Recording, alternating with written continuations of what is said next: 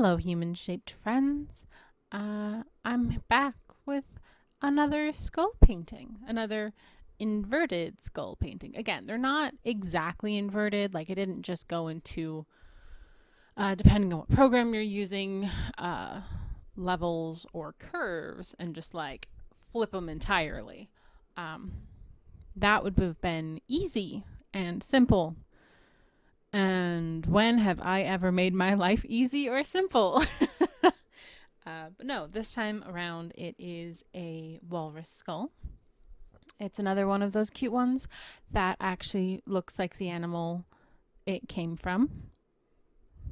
My brain was just dying like 15 minutes ago when I was thinking thoughts. Yes, my brain was dying because I was thinking thoughts. That is how that works. No, it did that thing. You know, that thing where, especially if you're into any kind of like fantasy or D&D thing, occasionally you'll see stuff and it's like, there is a skeleton inside of you and I shall rescue it. And it got me thinking, like, how much of our form is truly dedicated to our bones.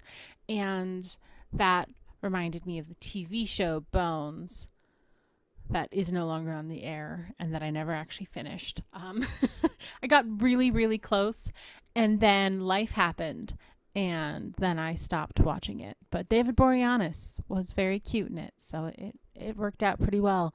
But there was the episode where all of the bones were missing from the flesh.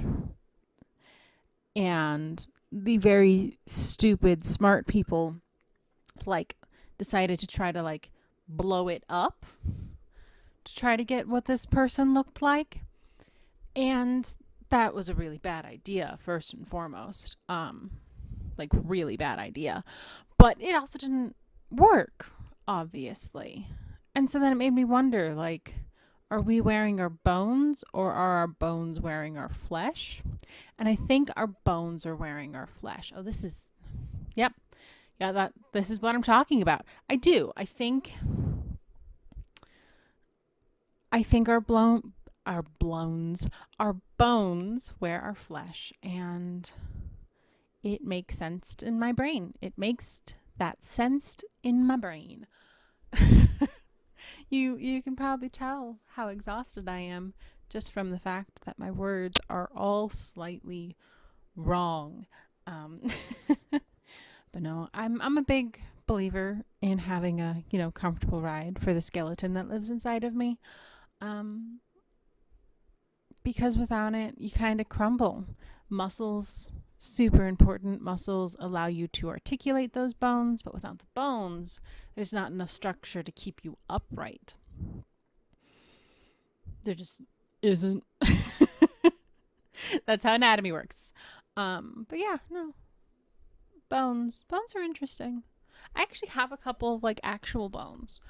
Rather unfortunately, most of these skeleton guys that I paint are not bones that I own, because owning exotic animal, which is a ridiculous saying, exotic animal. It's not exotic, it just doesn't live here. Anyway, they're very expensive.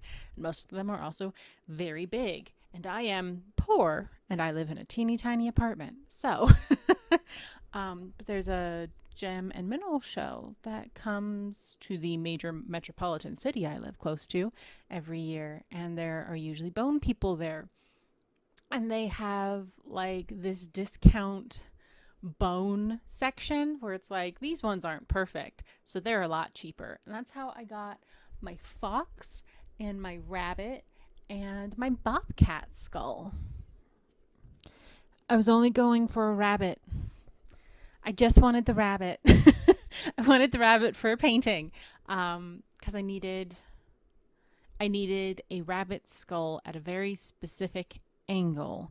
And because of how, very sad topic, cancer ridden most rabbit skulls are, just like these like spider webbing bones, which is again super sad but super true.